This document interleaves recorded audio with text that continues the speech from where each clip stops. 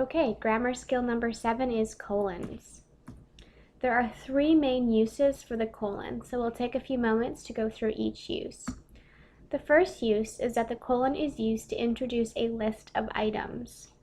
So, for example, this is a correct use of the colon. You need to bring 3 items to the party, colon, a salad, an appetizer, and a bread. Notice that we use the colon to introduce the 3 list items, the 3 things that someone would need to bring. An incorrect sentence would be, you need to bring, colon, a salad, an appetizer, and bread. Take a minute and see if you can figure out the difference between these 2 sentences and why the first would require a colon, whereas the second would not.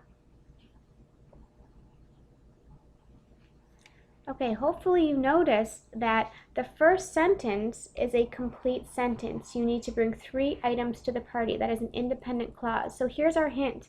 When using a colon to introduce a list, you need to make sure that whatever comes before the colon is an independent clause. You cannot use a colon with a dependent clause such as this sentence, you need to bring. There's no completed thought there, it's a dependent clause, and a colon cannot be used to follow it. You'd simply omit the colon and read the sentence as, you need to bring a salad, an appetizer, and a bread. No punctuation is necessary between the first part of the sentence and the list. So go ahead and try to write a sentence that uses a colon to introduce a list.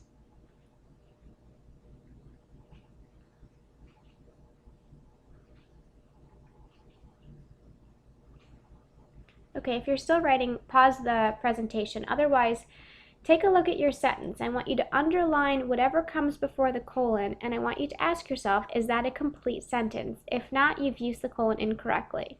So take a minute, correct if needed, but make sure that whatever comes before that colon is in fact a complete sentence like it was in our correct sentence here.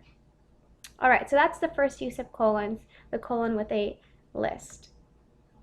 The second use of colon is to introduce an illustration.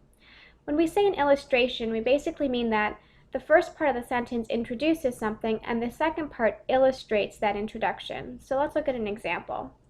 There is only one necessary personal trait, colon, perseverance. This is called an illustration. It illustrates personal trait. So it gives the sentence kind of an illustrated example of what it introduced.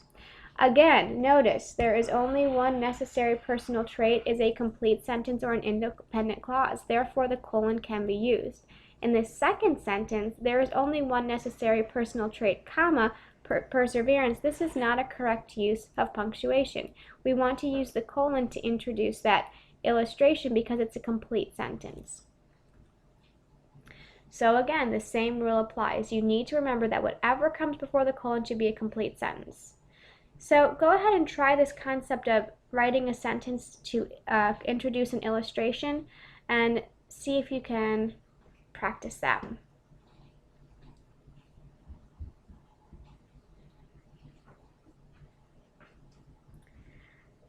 Okay, if you're still writing, go ahead and pause to take your time. Otherwise, I want you to underline the first part of the sentence, the thing that comes before the colon, and again, ask yourself, is that a complete sentence to introduce my illustration?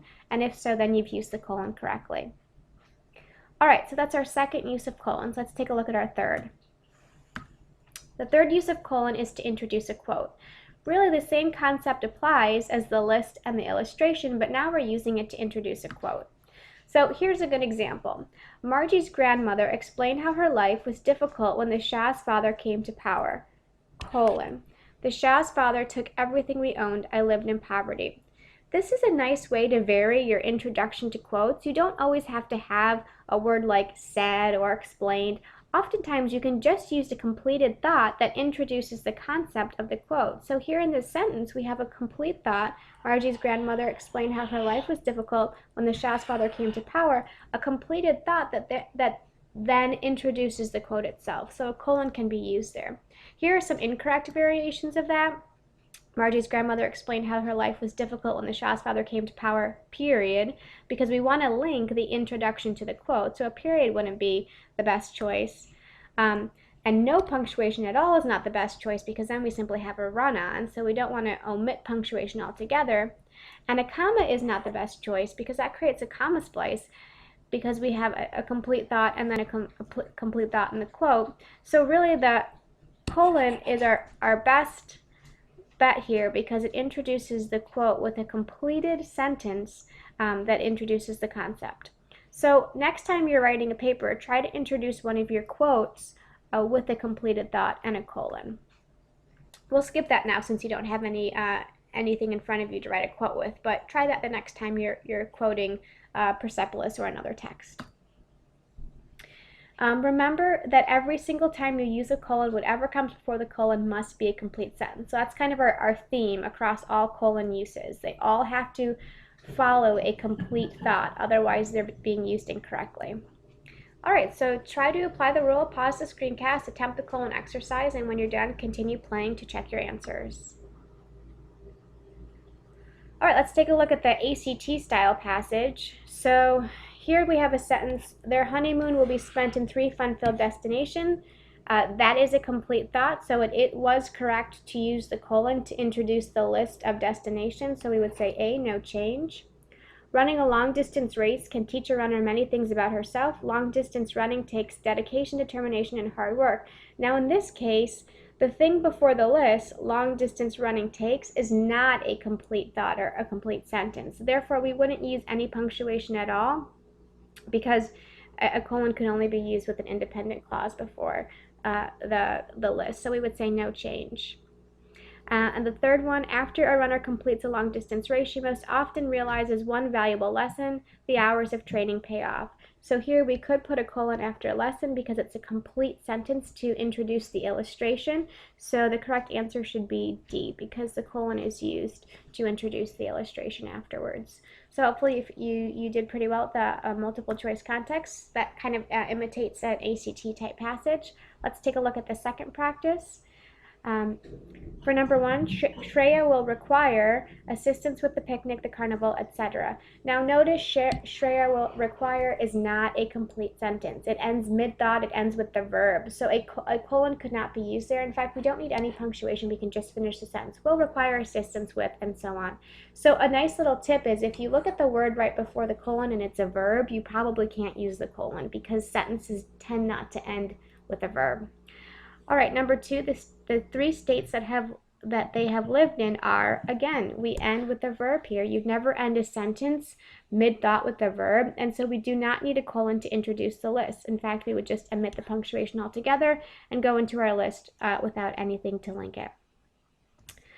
Number 3, the students will have to achieve 3 goals to earn a class pizza party, improve the test score average, turn in all assignments, and receive a C or above on their final. Notice we have this list of 3 things that the students need to do, and if you look at the part before the list, we in fact have a complete sentence. The students will have to achieve 3 goals to earn a class pizza party, so we can introduce that list with a colon. Number 4, Colin loves the following sports, wrestling, track, and cross country. So here we can use a colon after following sports. Following is usually a giveaway that a colon can be necessary. Anytime you see that word, the following or as follows, you're probably safe to assume that a colon is in order. Number 5, a great philosopher once said, there's more to truth than just the facts. Now again, we have this first part of the sentence that ends with a verb. If we see an introduction that ends with said, we would not use a colon because that is not a complete sentence. You can't say a great philosopher once said, and that can't be the sentence. So in this case, we would get rid of our colon and instead we'd use just a regular comma to introduce our quote. Number 6, for her camping trip, Julie brought various essential items: a lantern, a sleeping bag, food, water, and a flashlight. You can even hear the completed sentence here, so we'd add a colon because that first part is a complete sentence. Stella had a great idea. Every student should memorize a speech from Twelfth Night. So Stella had a great idea is a complete sentence introducing the illustration. This part is the illustration of Stella's great idea, so we'd use a colon there.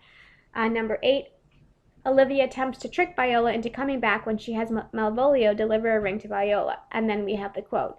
Notice the introduction to the quote here introduces the quote with a full complete sentence, so we can in fact use a colon there. Again, I urge you to try that kind of introduction on your next writing assignment. All right, that is the end of colons. Hopefully you feel pretty comfortable with the concept and you'll be ready to take the post quiz next week.